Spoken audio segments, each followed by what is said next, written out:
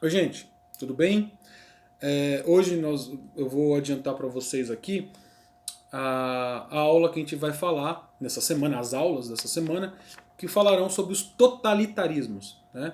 Totalitarismos são governos surgidos depois da Primeira Guerra Mundial, mais especificamente o fascismo italiano do Benito Mussolini, o nazismo, tão famoso que vocês conhecem, do Adolf Hitler, e o stalinismo na União Soviética, certo? Então são três tipos de totalitarismos, sendo que fascismo e nazismo são totalitarismos identificados com a direita política e o stalinismo identificado com a esquerda política. Ou seja, o totalitarismo é uma coisa que não escolhe lado político, porque ele depende da ambição de certos líderes políticos de ter todo o poder em suas mãos.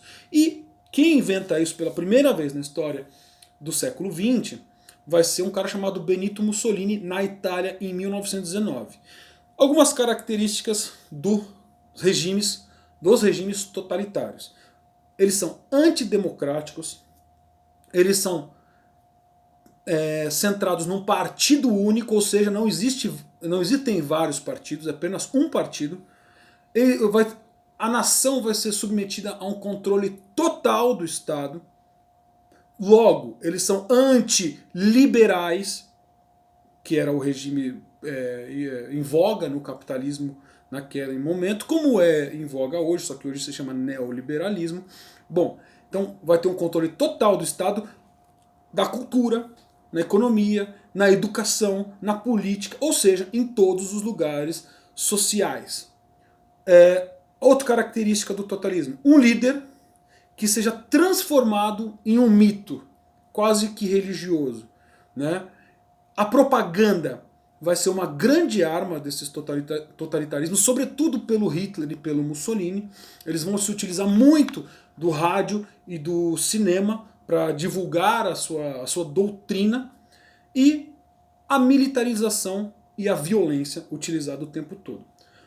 Pensando agora especificamente no fascismo, somente o fascismo, pensando na Itália. Algumas características. O nacionalismo exacerbado. Né? Gente, o nacionalismo é uma ideologia, ele não é uma coisa, eu amo o Brasil, eu amo minha nação. Não. O nacionalismo é uma ideologia. Nação é uma construção histórica, ela não existia antes da Revolução Francesa. Tá? Coloquem isso na cabeça. Não havia nação, como a gente entende hoje, antes da Revolução Francesa. O que havia eram estados nacionais, normalmente eram monarquias nacionais, como a gente já falou, em relação aos absolutismos, por exemplo, do Luís XIV. Tá? Outra característica do fascismo: antiliberal, antidemocrático e anticomunista. São características indeléveis do fascismo. Tá? Outro que a gente já falou, o Estado forte e a supressão do indivíduo. O que significa supressão do indivíduo?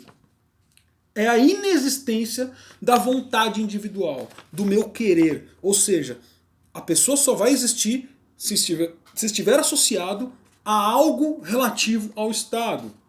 Associações, a corporações, sempre com o controle do Estado. Bom, como surge o fascismo?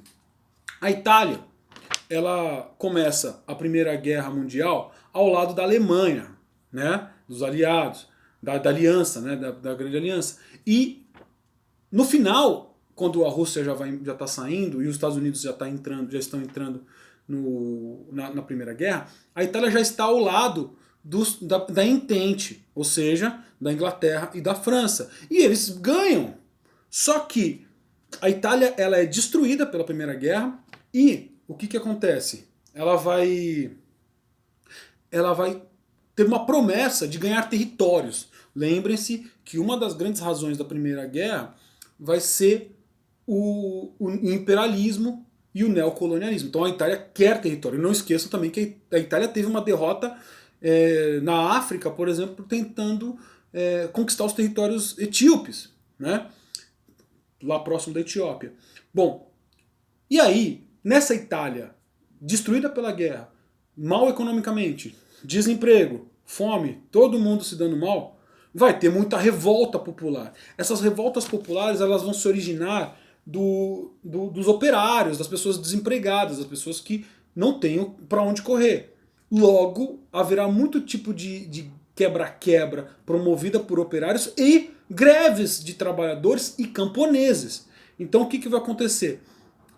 As classes dominantes, as classes burguesas ricas da Itália, elas não vão ver isso com bons olhos, ou seja, elas são contra esses operários e esses camponeses que se revoltam, até porque muitos deles são de origem socialista e anarquista, certo? Isso é importante a gente entender.